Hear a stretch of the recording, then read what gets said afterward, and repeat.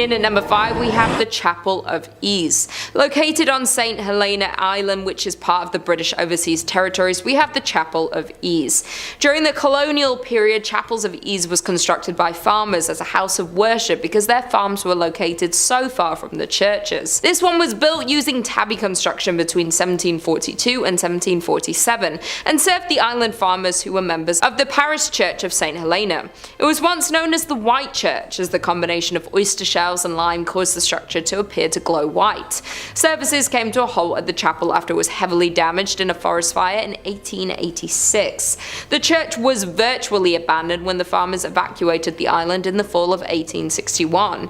During the federal occupation of St. Helena, the church was used frequently by several of the northerners who had come to the island to educate and train the freedmen. It was also used as a sanctuary by Methodist freedmen as early as 1868. To this day, the church is empty, left just as it was the last day of service. There have been many reports of hauntings in the chapel from explorers visiting the abandoned building. To start, the atmosphere of the church has been described as heavy, creepy, and hushed with the passing of time, while some visitors have even reported hearing whispers, prayers, and singing coming from the interior of the chapel. Others claim to have heard names being shouted in the silent burial ground and from the surrounding forests. Others have also said to have witnessed a lady shrouded in white walking among the tombstones with her family. Moreover, other visitors have witnessed a number of ghostly occurrences on the grounds, while individuals have reported strange sensations when walking through the church's graveyard. Not only that, visitors have seen ghostly figures of people dressed in 18th century clothing. In at number 4 we have Borley Rectory. Established in 1862, the building was originally built as a house for the residences of the parish rector. The earlier rectory had burned down to the ground in 1841 and then was replaced in 1862. Borley Rectory itself is a tiny rural community in Essex that had 110 inhabitants at its peak. Now just a shell of a rectory left abandoned. Now the ghost stories don't start once the building was abandoned, but there had been claims of ghostly activity on the site from as early as 1819, with a shadowy nun being seen gliding across the ground where the rectory was built. By the time the Bull family moved in, there were reports of the sound of rushing water in the house and bells ringing from unknown sources. There were also reports of disembodied sounds of crashing and heavy footsteps in empty areas of the building. As with so many cases of alleged poltergeist activity, much appeared to be in the daughter of Ethel's room, being the subject of many hauntings. In 1900, Ethel saw what looked like a nun hiding in the trees, and as they reached out to the nun, the figure dissolved in front of her very eyes. As years passed, household items went missing. There started being mysterious messages appearing on the walls of the home. With the increase of hauntings, the owners hired a paranormal investigator of Harry Prince, after years of not being able to find a new owner as people were scared that the church was cursed. In at number 3 we have Most Holy Trinity Church. The Most Holy Trinity Church can be found in Williamsburg, Brooklyn. With the present day church is the third church built upon the grounds and was established in 1885. The church is known to be built on a site that had been a cemetery prior to being a church. Legend has it not all of the bodies were removed from the cemetery and that the souls of those who remain continue to inhabit the site. Not only that, but a number of people have mysteriously died while praying in the church since its doors first opened in 1885. Thus, those souls are also said to roam throughout the church building. Because of this, the lights in the church have also been known to go on and off without any reasonable explanation. At night, it is said that voices and the sounds of people walking back and forth can be heard in the building. It's been reported that priests who live in the rectory have continued to reserve the space as a guest room ever since the hauntings started, as no one has ever been willing to live in it on an ongoing basis. Guests report having heard strange noises and the sound of a person walking back and forth while trying to sleep in the room.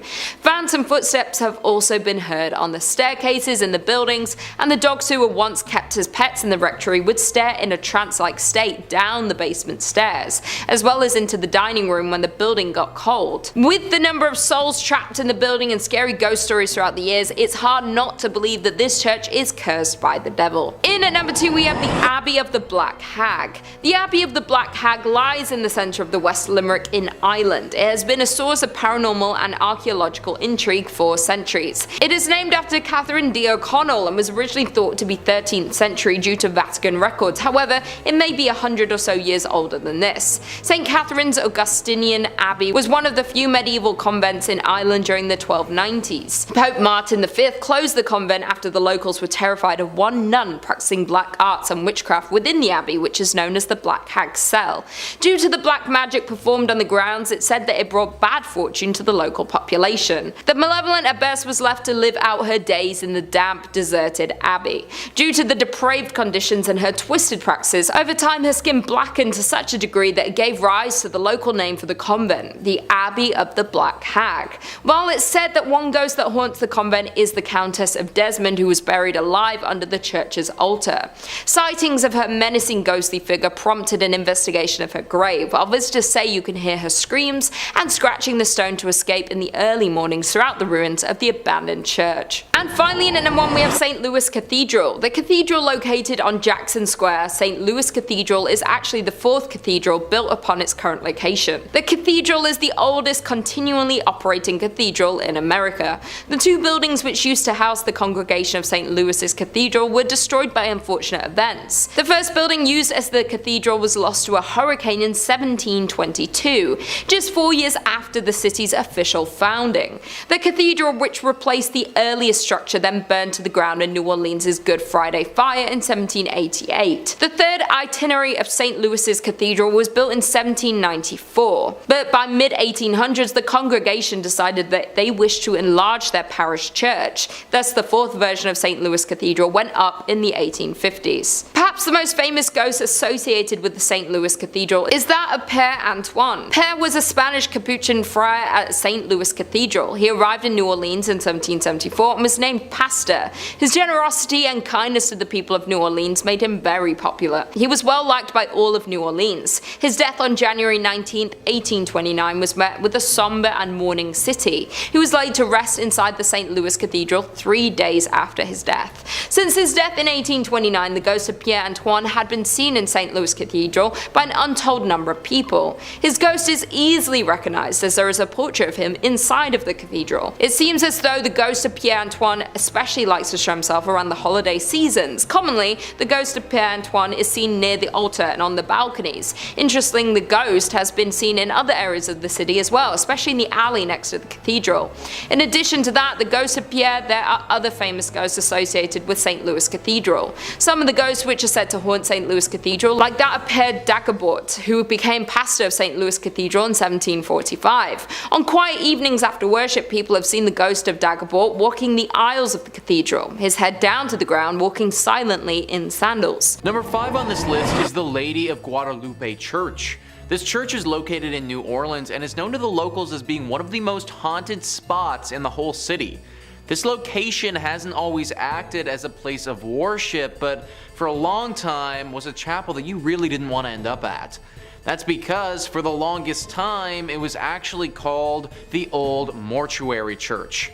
As I'm sure that you can probably guess, the crowd that entered this place wasn't the liveliest. In fact, using the word live to describe them is just flat out incorrect. New Orleans was hit hard many a time with epidemics, with yellow fever being especially bad. There were times during the city's history where the dead were too many to handle and they had to go somewhere. Enter in the Old Mortuary Church. Thousands upon thousands of bodies have went through these doors over the years. In fact, for the longest time, the only people this place saw were the pastors who were here and the countless dead. Everyday citizens were too scared to come here for fear of catching the disease and wouldn't even risk going to see their departed loved ones. Obviously, all this death has left its ghostly mark. Eventually, it was turned into a full-fledged church that people attend, but not before the spiritual damage had been done. Nowadays, the spirits of some of those who died during this harsh period in New Orleans history still haunt the area. Glowing orbs have been seen by those who frequent the church floating around at nighttime. Subtle and faint moans can be heard echoing throughout the walls, as if the moans themselves were wind blowing through the church. The ghost of a man has said to approach people from time to time claiming he needs help and that he was never sick to begin with. This is definitely one of those churches who's seen its fair share of tragedy over the years, and it shows. However, believe it or not, it may not be the most haunted church in New Orleans, but more on that later.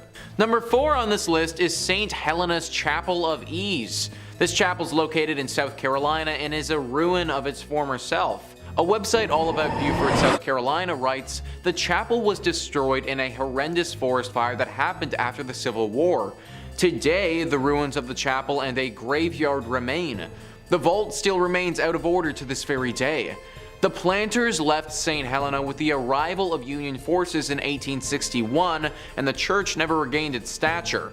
Some stories relate that Union soldiers used it for services during the war, as well as Northerners who came to the area after the war to educate and train the former slave population.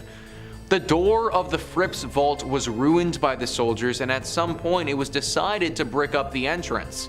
According to the story, workmen did a very good job of sealing the vault, only to return the following day to find the bricks removed and neatly stacked beside the mausoleum. This had occurred many times. Convinced that the supernatural was at work, the job remained unfinished. Local authorities had assured that no one had been in the area the previous night long enough to complete such a task.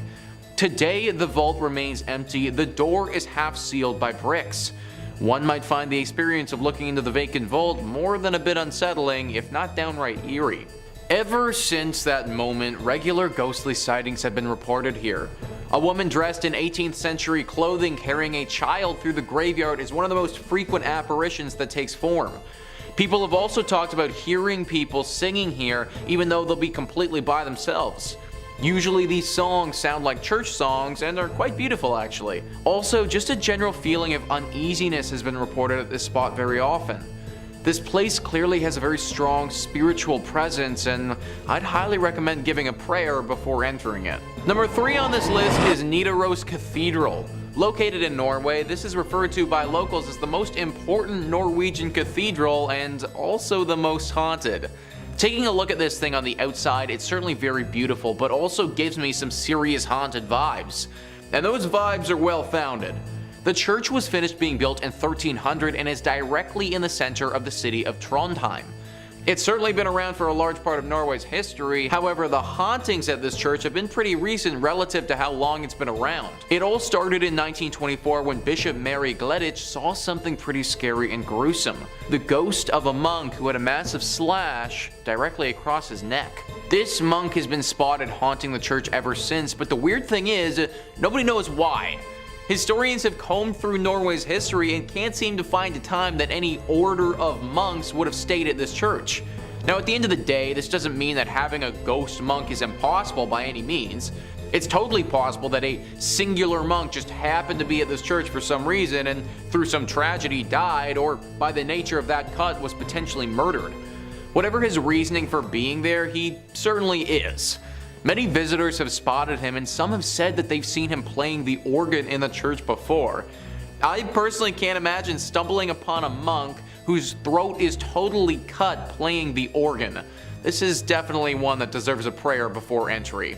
Number 2 on this list is St. Louis Cathedral. So we already talked about the Lady of Guadalupe Church, but the only reason that church even exists is because of the St. Louis Church. Also located in New Orleans and arguably more haunted than the previous one. This church is interesting because one could argue that it's been around a lot longer than the other New Orleans one, but that also isn't necessarily true. That's because this is actually the 4th church to go up on this spot. 3 previous times the church that was here has suffered serious damage that caused it to get replaced. One was from a hurricane that swept through the entire area and totally knocked the church to the ground. One was by a raging fire, and one was simply by wear and tear of being around for so many years. It was during one of the times that this place was in disrepair that other church was built. Along with these incidents, it should also be noted that the church used to be used to bury some of New Orleans' prominent figures. So when you walk through this church, you're literally walking over a ton of graves in the process. Through the deep history this church has, it's no wonder that ghostly sightings are a regular here. Perhaps the most famous ghost associated with St. Louis Cathedral is that of Père Antoine. Pierre was a Spanish Capuchin friar at the St. Louis Cathedral. He arrived in New Orleans in 1774 and was named pastor. His generosity and kindness to the people of New Orleans made him very popular. He was well liked by all of New Orleans. His death on January 19, 1829 was met with a somber and mourning city. He was laid to rest inside the St. Louis Cathedral 3 days after his death. Since his death in 1829, the ghost of Père Antoine has been seen in St. Louis Cathedral by an untold number of people. his ghost is easily recognized as there's a portrait of him inside the cathedral. It seems as if the ghost of Pierre Antoine especially likes to show himself around the holiday seasons. Commonly, the ghost of Pierre Antoine is seen near the altar and on the balconies. So guys, what I just read is from an article written by Ghost City Tours describing how serious this haunting is at this church. Apparently Pierre Antoine isn't the only ghost either, but people have reported seeing the ghost of another pastor and some other apparitions of what looks to be people from the 1700s. Clearly something about a New Orleans church is very attractive to the paranormal. And finally, number 1 on this list is the Abbey of the Black Hag. This church would be a tad bit difficult to pray before entering because there isn't too much left to enter. It's located in Ireland and is a ruin of its former self. This story starts many hundreds of years ago when this place was referred to as St. Catherine's Augustine Abbey. This place was established in 1298 and was pretty great right up until the last abbess took over. It's said that this woman practiced witchcraft here and brought great evil to the others that lived here and those nearby. Pope Martin V caught wind of this and ordered the immediate closure of this place. Everybody left, except for the witch. She stayed here completely by herself, practicing magic all day and all night. Eventually, through her consistent spell practicing and probably the fact that she never bathed ever, her skin blackened to such a degree that people started referring to this place as the Abbey of the Black Hag.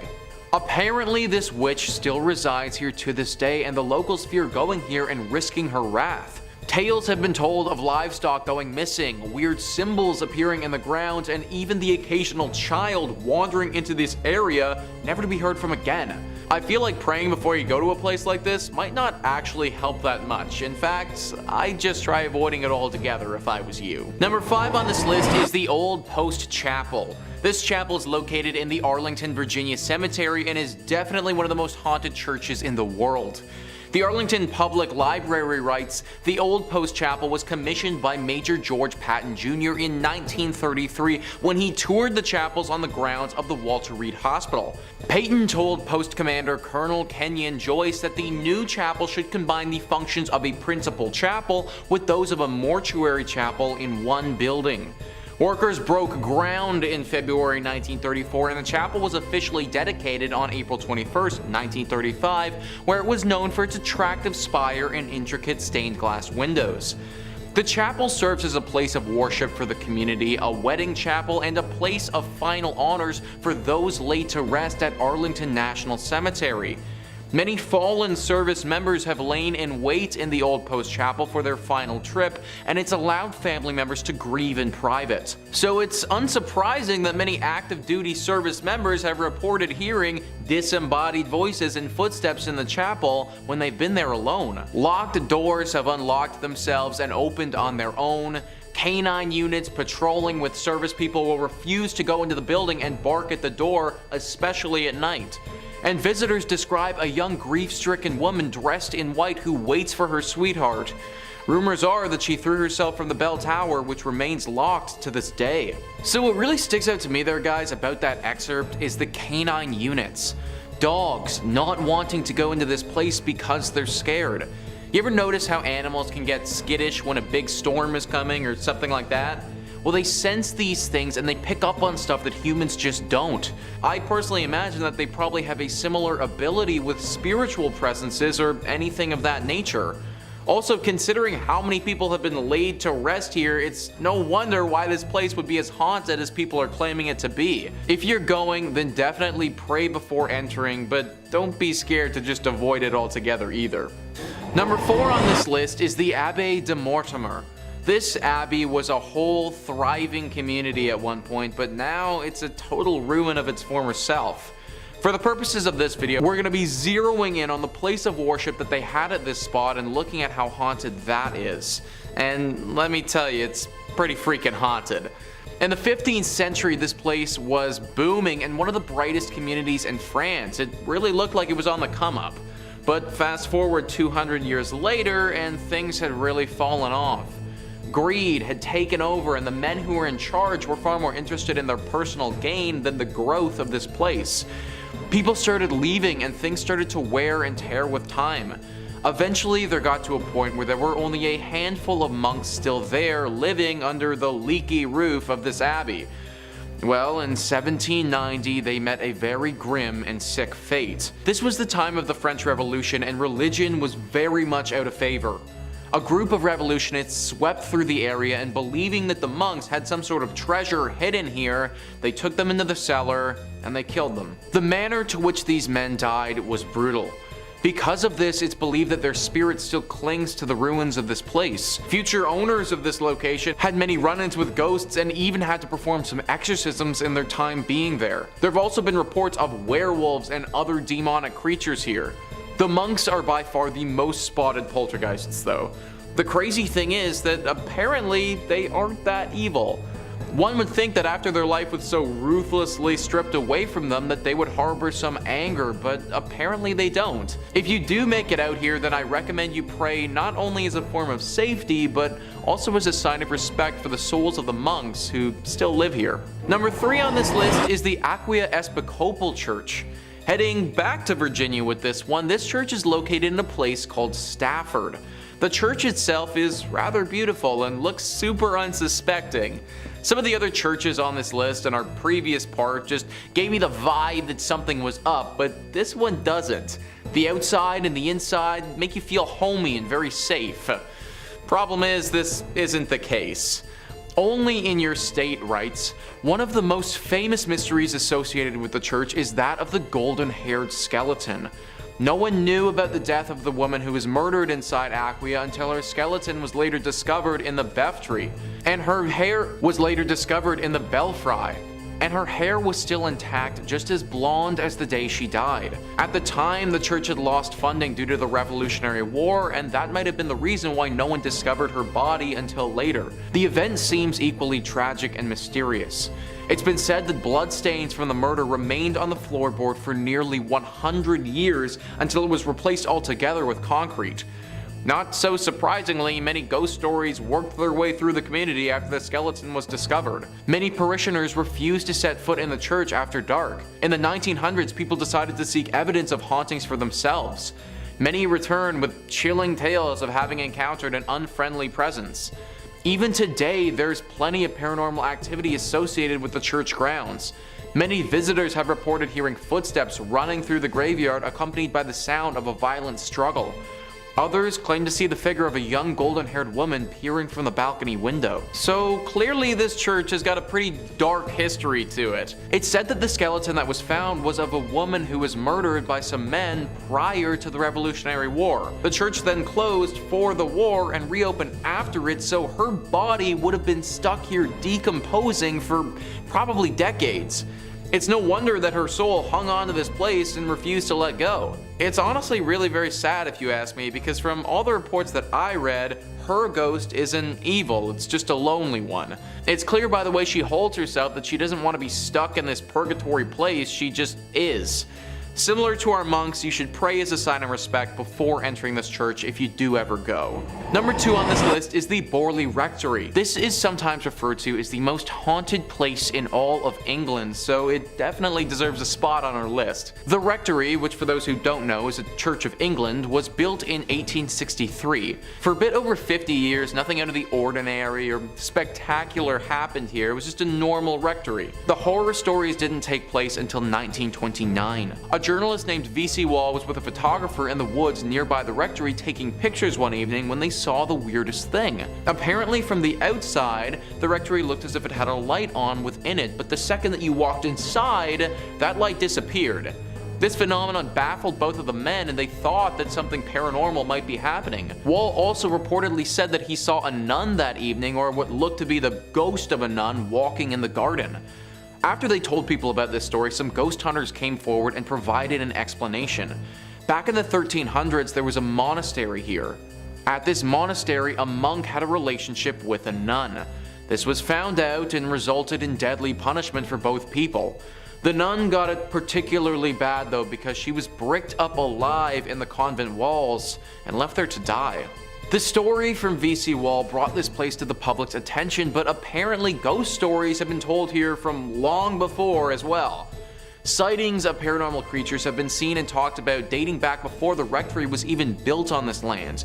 Clearly this whole area is just inherently cursed and this rectory just happens to be built on it. Strange rapping sounds, bells ringing, objects moving and flying around without anybody touching them. These are all very common sightings at the Borley Rectory. The ghost of this nun is also a regular character here, making herself known to newcomers quite often. If you happen to get really lucky, then you may also see a ghost coach with 2 horses and a headless coachman.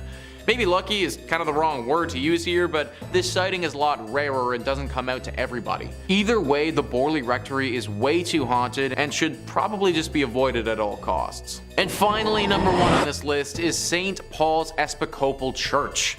This church and the grounds that it resides on is haunted by a number of different ghouls. It's located in the Florida Keys and has seen many a tragedy in its days.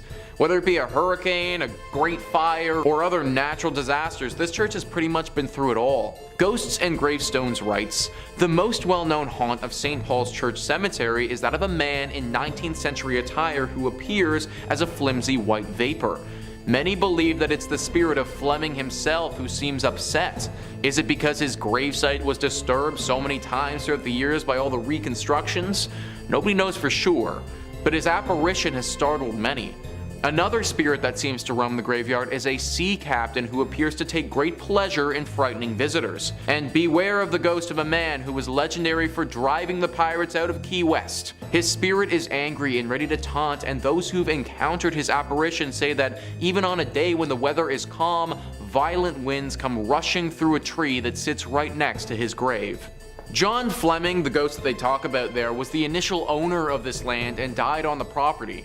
His wife donated said land to be used for the church, but apparently her husband's spirit never left. The story behind the sea captain is unknown. Why he's come here or what happened to him is all a mystery. One thing is for sure though, he is a very dangerous ghost, and many visitors have reported being assaulted and terrified by him. This is definitely one of those churches that I would again avoid altogether, but if you do go, then make sure you say a prayer before entering. In 5th, we have the Most Holy Trinity Church in New York, built sometime between 1882 and 1885 on land that previously served as a graveyard until 1853.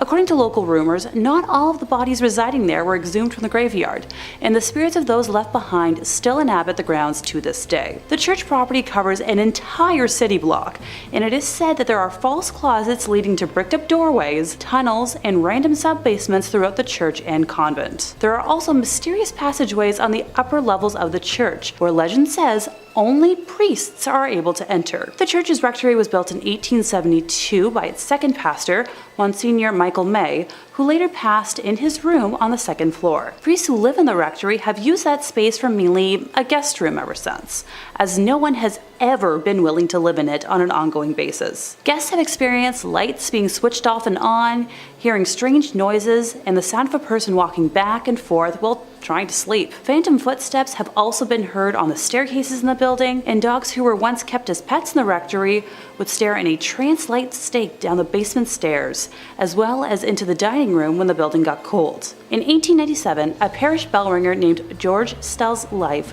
was taken in the vestibule of the church. Though there was a suspect in the case, a former parishioner who would later be executed for an unrelated ending of life, no one was ever convicted of the crime.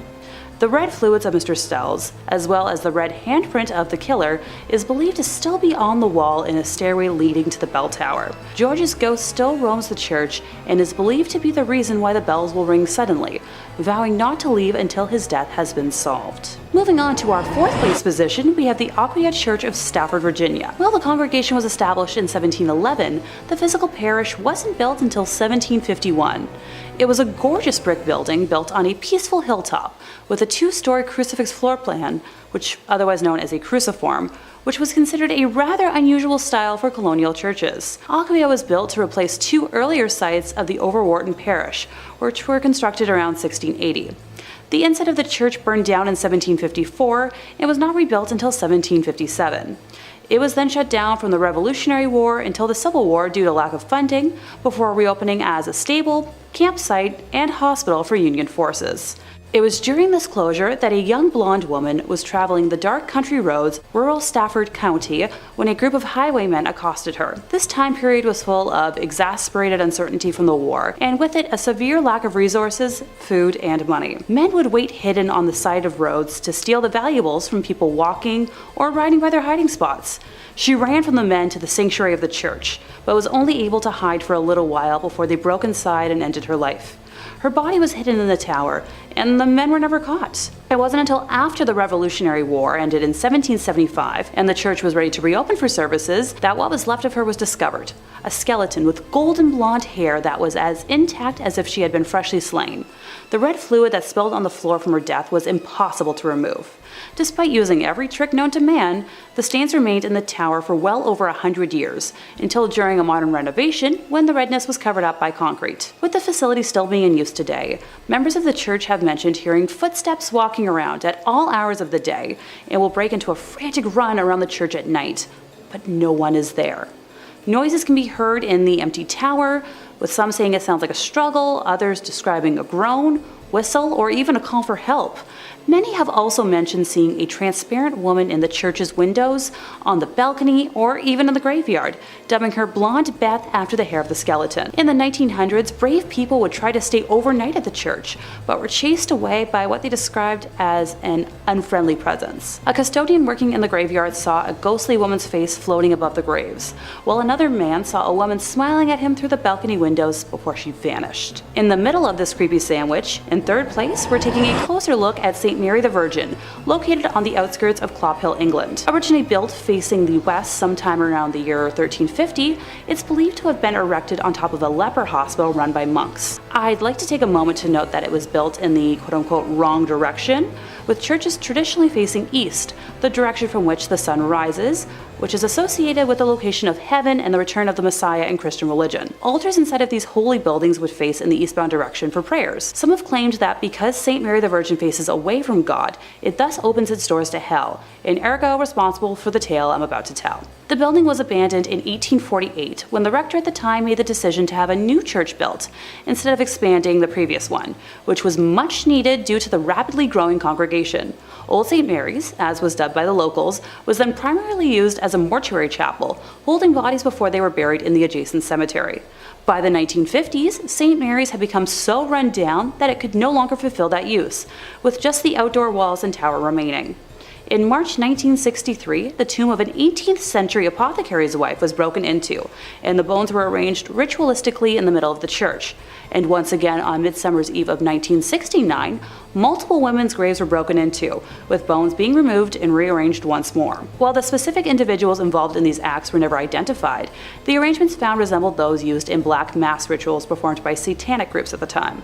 After the first incident in 1963, a rare decision was made to rehollow, or in more simple terms, re-bless the altar that was left in the building, in a failed attempt to protect the building from evil. Later that year, Reverend Harold Colthurst reported stumbling upon a group of men in the building that were in the midst of a mysterious ritual, being quoted as saying that the men were trying to communicate with evil spirits, chanting some sort of mumbo-jumbo. They were definitely in league with the devil. Modern-day visitors to the now landmark have reported seeing a plethora of ghostly figures during the day and nighttime, faint lights moving about before vanishing mysteriously, along with reports of a chilly and oppressive atmosphere even during warm days. In second place, we're visiting l'Abbaye de Mortemer, or Mortemer Abbey. It was originally built in 1134 on land gifted by King Henry I. The stagnant water of the drainage lake, which was dug out by the monks to dry up the marshy land, was called Mortemer, or the Dead Pond, giving the monastery its name. Totally not ominous or anything. The monks constructed what was then one of the largest monasteries in the world on said land. The legend says that after the passing of his only son, King Henry wanted to reform his daughter Matilda and had her locked in a room in the abbey for 5 years. The anger and hate she felt from being sent away and isolated stained and seeped into the walls of the monastery, cursing it for eternity. After her eventual release, she went on to live until 1167, when it said her spirit returned to Mortemer Abbey to haunt the area as the White Lady. She is said to appear on nights close to a full moon, moaning as she drifts through the now ruins of the monastery. Those that have seen her report that she alternates between wearing black and white gloves. If she appears to you with white gloves on, you're destined for good luck. But if she appears with black, you'll be expected to pass within a year. Alas, Matilda is not the only spirit one must worry about if visiting the abbey.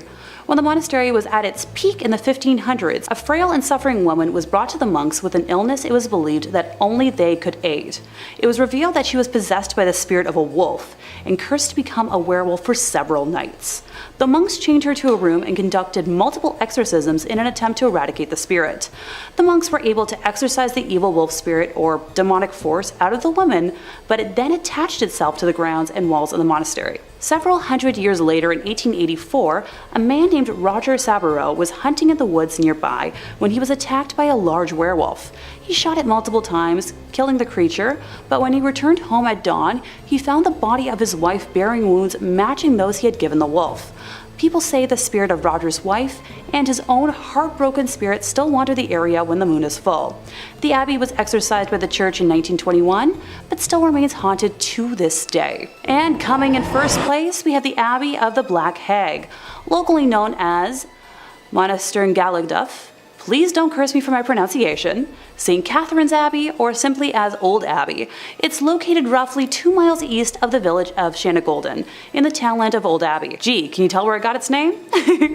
One of the earliest recorded nunneries in Ireland, with its first official record being around 1298, it was built on land donated by John Fitzthomas, and has the typical layout for abbeys of its time, with a dining hall, cells, isolated meditation areas, and other rooms still able to be identified amongst the ruins today. During the 15th century, there was a major battle for supremacy in the area between the Earl Fitzgerald and the prestigious Butler family, of which the Earldom of Ormond belonged. It got to such an extent that the local bishop was known to pray for peace between the families at masses. During one of the nightly attacks, Earl Fitzgerald attempted to get his wife to safety, but as he was pulling her onto his horse, an arrow pierced her thigh, shattering the bone and spraying red bodily fluids. As he rode on, the Countess appeared to have succumbed to her injury, leading the Earl to seek sanctuary at St. Catherine's. The heartbroken man was certain his wife had passed, so he swiftly buried her beneath the altar and continued elsewhere to find safety. As the night went on, the nuns and residents began to hear hair-raising screams and made the decision to rebury the Countess in hopes of bringing her peace. When they dug up the body, they discovered her fingers were broken and her nails had been torn off. The poor woman had been buried alive, with a very slow and torturous end of her life. To this day, it is believed that the Countess has been unable to find peace and continues to scream in anguish, waiting for her husband to save her from a fate truly worse than death. Moving slightly ahead in time, we come to the Black Nun herself. Described as one in the order that wasn't content with being humble, helping others over herself, and the servitude to God, she instead craved power. The hag had her own cell, where she worshipped Satan and performed black magic, becoming a slave to the occult. This was the highest form of blasphemy in the church, and the other nuns in the order fled the abbey, while the hag remained in her now house of darkness. To complete her rituals, the Black Nun would venture into the local community and perform depraved, lewd acts and offer sacrifices, with bones of young community members later discovered on the grounds. In modern times, visitors have reported seeing the dark, shadowy figure of a nun wandering, the feeling of being constantly watched, and a disembodied hand reaching towards them. It has been reported that flashlights cannot function in the nun's cell, and modern batteries drain too quickly to have any sort of rational explanation. Number 5 on this list is Rosslyn Chapel. Rosslyn Chapel is located in Scotland and is arguably the most haunted church in that country. This chapel has a ton of ghostly legends surrounding it that lead to the lore of its hauntings. The Rosslyn Chapel actually writes themselves. In July 2006, a group of actors were rehearsing in the chapel for a play they were about to do at the Edinburgh Festival. One said that he saw a fairy-like figure in the grounds of the building. Another was locking up the chapel at the end of the rehearsal. As he was doing so, heard the voice of a child in the crypt. Obviously, he didn't want to lock the child in overnight, so he went down to the crypt to get the child, but found that there was no one there. Another tale says that the ghost of a white lady haunts Rosslyn Chapel. Legend has it that she is a girl from the St. Clair family who was bewitched by an evil spell and sleeps in an enchanted chamber. Here, she is waiting to be rescued by a knight. Once rescued, the spell upon her will be broken and the knight will be granted great treasures. And yet another tale is of a phantom dog which roams the grounds around the chapel, and on stormy nights its ghostly barking can be heard. We got a fairy, we got a child, we got spells, we got a dog. This chapel has everything that a paranormal lover could ever want. They also didn't mention in that article about the ghosts of the monks that supposedly live there. This used to be an area where a bunch of monks would meet while they were alive, and it seems as if their ghosts have never left. And the crazy part about all of this is that nobody knows why this church is as haunted as it is. Most places that are tied to spirits have some sort of horror story to go along with them, but there really isn't anything here at all. I suppose it's possible that this church just happened to be built on an area where tons of spiritual energy has gathered. Hit me in the comments down below what you guys think happened to this place to get it like this, cause I'm honestly stumped. Number 4 on this list is the Ness Church. This church is located in Norway and is no longer functioning. It's actually a collection of ruins now and a very popular spot for ghost hunters. The ghosts here are very interesting and unique. It seems as if they have a strong connection to electronic devices, because whenever anyone brings an electronic device to this place, it will immediately stop working and start flashing uncontrollably. If one wants to have an electronic device here, then it needs to be specifically made to withstand strong spiritual energy. The most popular myth surrounding the ghostly presence that resides here is of a priest named Jacob Christian Finnegan. This was a priest who presided over this church from 1800 to 1837. Apparently he suffered a very grim fate here along with his children. People believe that at some point a gang of thieves came to this place and murdered him. Along with his death, they took his children and bricked them up in the church, leaving them there before ransacking the place and taking any valuables. An even darker version of the legend says that the priest did this to his children himself and then promptly hung himself in the church for the locals to later find. I'm not too sure which legend is the true one, but either one would have left their dark mark behind.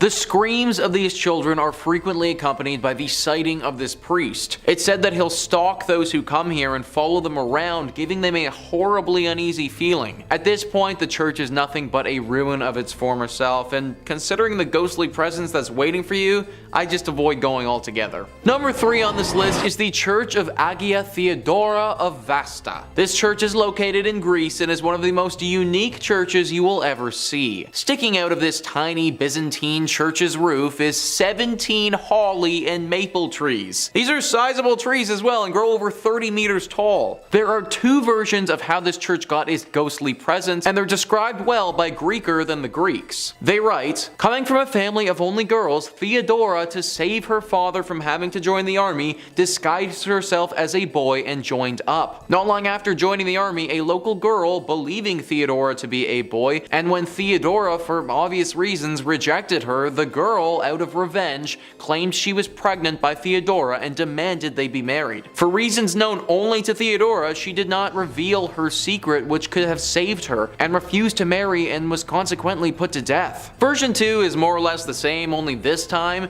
Theodora, again disguised as a boy, joined a monastery as a monk. Why she didn't save herself trouble and join a nun's monastery is not known, but anyway, a nun from a nearby monastery fell in love with the monk Theodora, the ending then being the same. Before her execution, Theodora prayed, "Let my body become a church, my blood a river, and my hair the trees." On the very spot where Theodora was executed, a spring gushed forth and grew to become a river which still exists today, as the river which flows beneath the tiny church. So guys, if that legend holds true, then not only is this church haunted by a ghost, but the actual church itself is a ghost. This whole thing was made up by the spirit of Theodora and therefore is basically a living church. Locals have said that because of this reason, the water that flows through this river has some exceptional healing properties and can cure many ailments. Considering this church may actually be the spirit of a person who has passed, I highly recommend saying a prayer before you enter. Number 2 on this list is the Templo ruins. So a church is typically defined as a place for Christian worship, but if we loosen up the definition a little bit and just make it a building or landmark where people would have worshipped higher beings,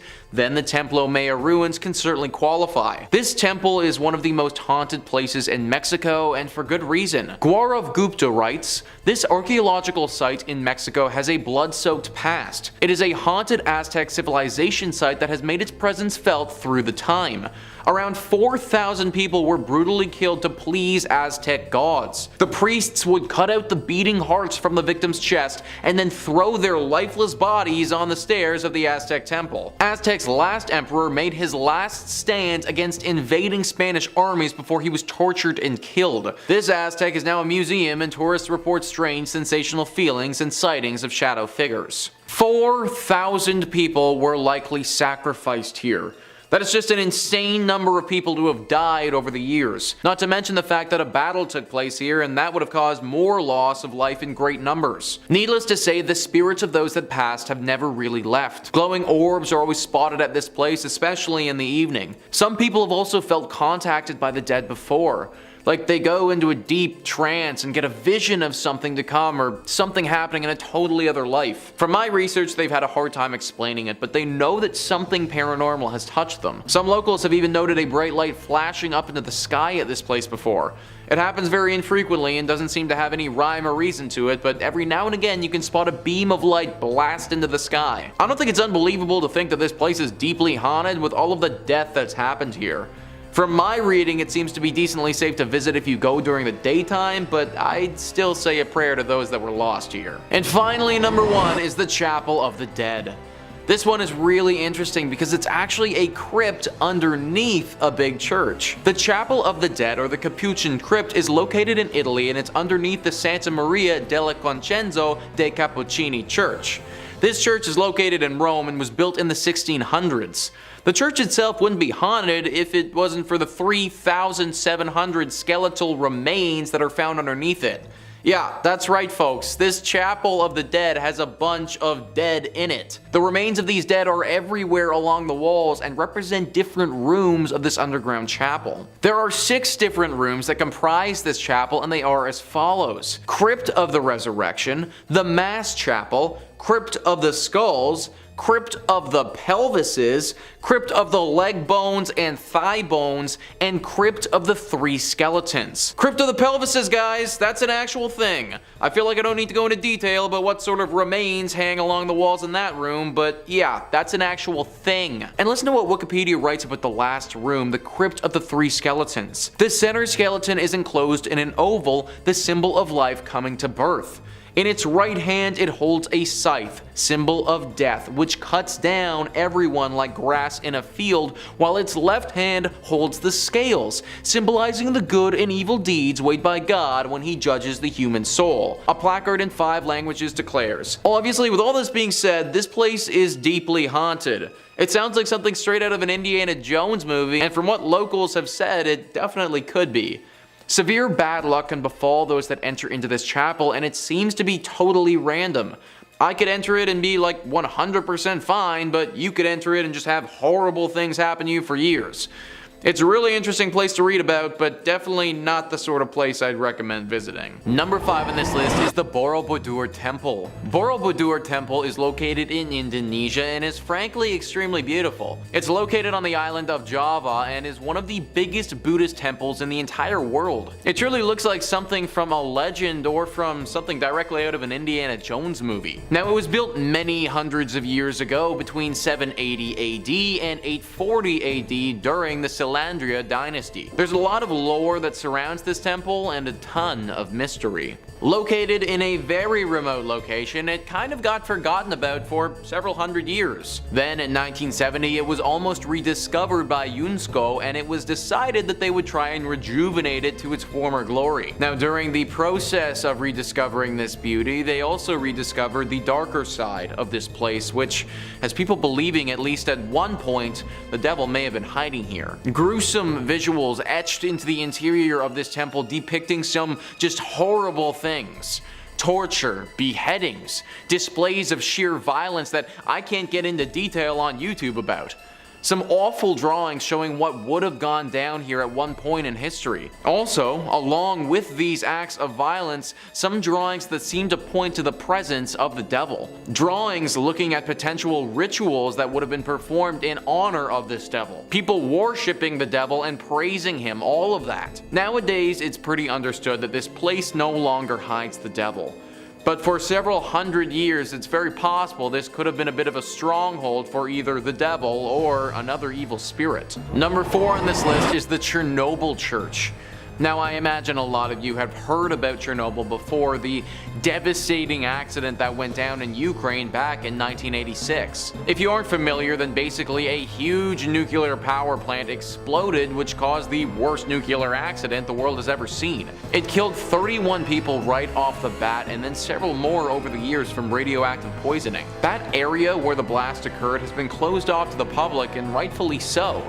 It's literally still radioactive to this day, and if people were to go into the 20-mile radius that's closed and then proceeded to stay there for an extended period of time, they would certainly feel the negative effects of doing so. All of this has left for a very creepy abandoned city vibe that looks like something straight out of the apocalypse. Most of the buildings here are horribly worn down and starting to fall apart. After all, it's been over 30 years and no one has looked after them at all. Which is why it's very strange to see the church in this village still in perfect condition. Recently, somebody entered into the radiation zone and went into this church. They were shocked to see that the church itself on the inside was still in perfect form. Even though everything around it has been hit hard with decay, this building still remains how it was. Why? Well, the person taking these photos didn't know, and they didn't stay too long to find out. Apparently, after entering, it wasn't long before they started to feel a very ominous presence. Something deep and dark and sinister lurking here, not wanting to be found. As if entering the church woke whatever this thing was from its slumber, and it wasn't ready to be woken. This individual got out of there as fast as possible and didn't want to investigate further, but it got me thinking that this church might be hiding the devil. A horrible accident occurs where tons of people perish. The whole city gets abandoned and no one can come into this area for over 30 years. And this one flimsy little church is still totally intact and looking pristine. It seems a little bit too suspicious for me. If this is the case and this church is hiding the devil, then we can take it a bit further too. Now the real question comes out about how the Chernobyl accident really went down. Maybe the devil, or whatever demonic creature is living in this church, had some role to play. Number 3 on this list is Greyfriars Kirk and Churchyard. This church is located in Edinburgh in Scotland. History Hit says, with the kirk tracing its origin to 1598 and the graveyard dating back even further to the 1560s, Greyfriars Kirk and Churchyard in Edinburgh is said to be one of the most haunted religious sites in the world. Known for body snatching and violent ghosts, the famously fearsome site has even been referred to by Scottish poet Robert Louis Stevenson. The site's most famous ghost is Mackenzie poltergeist George Mackenzie, who is known during his lifetime as a ruthless persecutor of Scottish Covenanters, a Presbyterian movement in the 17th century. His spirit was reportedly released in 1999 when a homeless man looking for somewhere to sleep broke into his final resting place, the Black Mausoleum. Next to this mausoleum is the former Covenanters prison, which housed some 1,200 members of a failed anti-government revolution in 1679. Only 257 prisoners came out alive, with the remaining dead sent to haunt the churchyard. This church is haunted by so much negative energy that people around the area believe it's actually attracted the devil. Basically, all of this evil has gotten the devil's attention, and it's possible that one of those evil spirits that's hiding out is the devil in disguise. It's also believed that the devil may have released all of these demonic spirits to keep people away from this place, as he's doing something sinister. We may never know for sure though. Number 2 on this list is the Church of St. Mary the Virgin. This church is located in Bedfordshire, England, and could very easily be a hiding spot for the devil. Bedfordshire Live says, the Church of St. Mary the Virgin in Clop Hill, Bedfordshire was abandoned for about 170 years after it fell into disuse in the 1840s. During this time, the church fell into ruin as it lost its roof and became a focal point for vandalism, antisocial behavior, and according to ghosts, ghost hunters, black magic. Over the years, many people have reported seeing strange things near this church, from mysterious hooded monks to tall dark figures. The 14th century church was reportedly used for satanic rituals in the 1960s. As rumor has it, bones were dug up and arranged in satanic patterns. Damien Odell, head of the Anglia Paranormal Investigation Society, theorizes that the hauntings are what remain of black magic rituals from many years ago. He explained there's definitely something strange going on at the church, and my personal view is that it's down to black magic practices held there. I think it's possible for a group of Satanists to conjure up something and leave it behind. A sort of guardian or elemental. He added, if this is the case, it certainly does its job because it frightens the living daylight out of people. Other theories speculate that it's haunted because it's facing the wrong way. Churches traditionally face east, the direction from which the sun rises, which is associated with the location of heaven. However, because Saint Mary the Virgin faces away from God, it's said to have opened up its doors to hell. Many locals have thought that this church is the literal church of the devil because of all the sightings and the fact that it's facing towards hell rather than where it should be facing. Even if it isn't the devil that is here, it's clear that there is some sort of demonic presence for sure. Personally, I would avoid this church at all costs if I was you. And finally, number 1 on this list is Egg Hill Church. Egg Hill Church is one of the creepiest and scariest churches on this list, and it's for good reason. The church is located in Pennsylvania and has seen a horrifying atrocity committed there in the past. Before I even get into the tragedy that went down here, let's just take a look at this place and how creepy it is. It's this small barn looking structure that doesn't look to be in good repair at all. It's got a few gravestones sitting out front of it, and it's relatively in the middle of nowhere. It looks like the sort of place where a serial killer would be lurking, or in this case, maybe even the devil. In the early 1900s, this place hosted a horrifying mass murder. The pastor of this church held a congregation, gathering everyone in the surrounding areas to this church. When they were all inside, he chained the door shut and murdered everyone. He wasn't just interested in his visitors though, because right after he was done with that, he took his own life as well. This was obviously a major shock to the community when it happened, but even to this day, it's left people baffled. The pastor apparently never showed this sick and sadistic nature in his character before, and this act of terror came out of thin air. That's why people have speculated before that he may not have been acting by himself. It's very possible that it was him in the flesh, but not in the mind. That his body was simply acting as a vessel for the devil or another spirit as they did this. To this day, locals avoid this place and claim that there is a dark force that haunts it. Maybe it's the devil just sitting, waiting in this church for his next helpless victim to wander inside. Coming in at number 5, we have Oradour Church in France. Located in central France, a few miles from Limoges lies a now abandoned town called Oradour-sur-Glane. The town is now filled with empty houses, train lines that are out of order, and a sign of tragedy. With roadside walls pocked with bullet holes, fire marks, scorching stone houses, the church roof has gone through some massive explosion. This tragedy happened on June 10, 1944, when Adolf Diekmann received information from members of the Vichy regime that SS officers had been captured and were being held by members of the French resistance at Oradour-sur-Varès. Diekmann led his team to Oradour-sur-Glane intent on revenge. Whether he went to Oradour-sur-Glane instead of Oradour-sur-Varès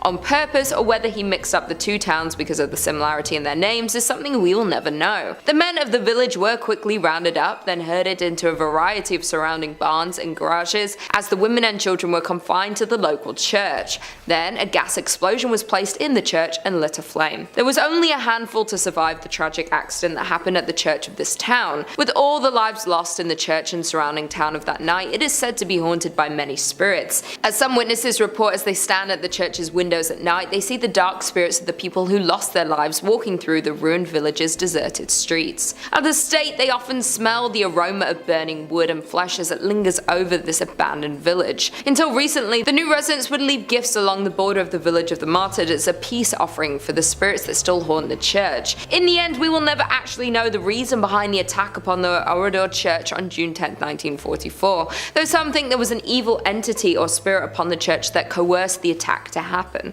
Coming in at number 4, we have St. Mary the Virgin, England. In an English village, you'll find the Church of St. Mary the Virgin, built around 1350 just outside the main settlement. The church in Clophill, Bedfordshire was abandoned for around 170 years after it fell into disuse in the 1840s. There are a few odd things about this ancient little church, the most significant being that it was supposedly built facing the wrong direction. Churches are traditionally oriented to face east, the direction from which the sun rises, which in the Christian religion is associated with the location of heaven and the return of the Messiah. Churches are positioned with the altar facing east, so people will pray in that holy direction. Some have claimed that because St. Mary the Virgin Church faces away from God, it thus opens its doors to hell. Indeed, the church has a long history of reported hauntings and supposed satanic rituals. The 14th century church was reportedly used for satanic rituals in the 1960s. As rumor has it, bones were dug up and arranged in satanic patterns. Paranormal investigator has speculated that some kind of black magic was performed at a church in Clophill, making it one of the most haunted places in Bedfordshire. The investigator explained that there's definitely something strange going on at the church, and this personal view is that it's down to black magic practices held there. He explains that he has also had many people confess the terrifying experience that they've had with the church. One filmmaker told the investigator that he saw a dark shape that was extremely tall coming towards him. The filmmaker and his colleague ran when he felt something grab his arm, even though he couldn't see anything. Once police arrived to the scene, instead of laughing the claim off, they congested that they've spent a lot of time guarding the abandoned site, as many people experienced the same thing. Over the years, many people have reported seeing strange things near the church, from mysterious hooded monks to tall dark figures. In at number 3, we have Egg Hill Church, Spring Hills, Pennsylvania. Considered one of the most haunted churches known to man, we have Egg Hill Church in Spring Hill, Pennsylvania. The church was built in 1860 and was out of use by the 1920s. The most well-known story about Egg Hill Church is of the great number of people that supposedly lost their lives. This occurred at the turn of the century in the 1800s, when the pastor at the time ended the life of his whole congregation by poison and kept them in the nearby woods. Other stories say that the pastor only ended the life of the people of the parish. He reportedly would end their lives one by one under the mysterious circumstances and got away with it, until the day that he would be discovered, where he would end his own life in the church. Some who have been to the church say they have seen drawings of pentagrams and goats appear on the walls and ceilings, written by some unknown entity. Others say that from outside the church you can hear strange noises coming from the inside when the church is locked up and supposedly empty. Some claim the sounds are similar to children's voices. Therefore, there is no doubt that this haunted church has the potential to be cursed by the devil. In at number 2, we have a Episcopal Church in Virginia. This church is said to be one of the most haunted churches in Virginia. Legend says that the church and the church graveyard, which has graves dating back to 1738, are both home to paranormal activity that has taken place for over 200 years. Even the early years of the church being opened were marked with tragedy. In the mid-18th century, a woman was hiding from a group of men within the church's walls and lost her life. Even more upsetting was the fact that she was not discovered until years later, when the church reopened after the Revolutionary War. No one knows exactly the details of the loss, yet there have been several claims of paranormal activity since. Her hair just as blonde as the day she lost her life. At that time, the church had lost funding due to the Revolutionary War, and that might have been the reason why no one discovered her body until later. Moreover, it's been said that blood stains from the murder remained on the floorboards for nearly 100 years, till it was replaced altogether with concrete. Many ghost stories worked their way through the community after the skeleton was discovered. Many parishioners refused to set foot in the church after dark. In the 1900s, people decided to seek evidence of hauntings for themselves. Many returned with chilling tales of having encountered an unfriendly presence. Built before the Civil War, this church is reportedly visited by the ghost of a soldier killed during the conflict. The most haunted part of the building is the church tower. Others claim that the reason for the haunting involves a young woman who was murdered there. The eerie lights and unexplained sounds are reason enough to stay away after dark. Even today, there is plenty of paranormal activity associated with the church grounds. Many visitors have reported hearing footsteps running through the graveyard, accompanied by the sound of a violent struggle. Others claim to see the figure of a young golden-haired woman peering from the balcony window. With all the tragedies and loss of lives that happen within the walls of this church, not to mention the paranormal activity, it's safe to assume that there is some evil spirits and energy cursing the church. And finally, in at number 1, we have St. Columcille, Ontario. Dating back to 1854, 1845, St. Columcille Church was founded and located in the hamlet of Uptergrove. The original frame church was torn down and the present brick edifice was constructed in 1905. This structure sits on a hill far back from the road and can easily be viewed when driving on Highway 12 east from Aurelia. The ghost stories have been spreading since over 100 years ago, classifying the church was haunted, and these tales have been circulated ever since. Today the church is deemed haunted by some local residents and visitors. There have been many reports of ghost sightings, shadowy figures that will suddenly appear, creaking doors and eerie music that will play randomly from the organ. There have also been numerous reports of shadowy sightings of a figure wearing a black hat that floats through the choir area, creating chills for those who had observed it. Mysterious candlelight has been seen flickering from the windows on stormy nights. Many believe the spirit responsible is that of a former priest who, according to legend, pledged to complete a specific number of sermons, though he lost his life before he was able to attain that number. Now some churchgoers say he is returning to fulfill that promise. Coming in at 5, St. Paul's Episcopal Church, Key West, Florida. St. Paul's Church is the fourth church structure built by St. Paul's between the 1800s and early 1900s. And though it may look bright and new, this is because the church has been rebuilt numerous, and I mean numerous times. The original church, made of coral rock, was completed in 1839. However, it was destroyed during the Havana hurricane in 1846 and was rebuilt in 1848. Once again though, the church was destroyed when the Great Fire of Key West struck in 1886. However, by some good fortune, the rectory survived unscathed, and the rebuilding once again began on the third structure, ending in 1887. However, disaster struck once again though in 1909 when the church was destroyed by a powerful hurricane. This time though, the parish hall survived, as well as the rectory. The church was once again rebuilt and construction was completed in 1919. However, during all of these rebuilds, it was discovered that the site was once a Seminole burial ground, with the land being previously owned by the Fleming family before the church was built, and the land was only granted after the widow was assured her husband's remains that were interred on the land would not be disturbed. However, this is where it gets spooky. Legend has it that the promise was broken and the widow's husband, John William Charles Fleming, was removed from the site. Spookier still, according to some locals, his ghost still wanders the site. Other apparitions have been reported as well in the graveyard, one being a ghostly group of children who were killed in a fire set by a jealous deacon who was taking revenge on his unfaithful wife. Yeah, yikes. Coming in at 4, St. Andrew's on the Red, Selkirk, Canada. Built between 1845 and 1849 to serve the local community of retired Hudson Bay Company personnel, this church is located in a small suburb of Winnipeg, located on a lightly forested hill with an incredibly impressive Gothic design. It is by far the oldest stone church in Western Canada and has definitely had its fair share of paranormal activity.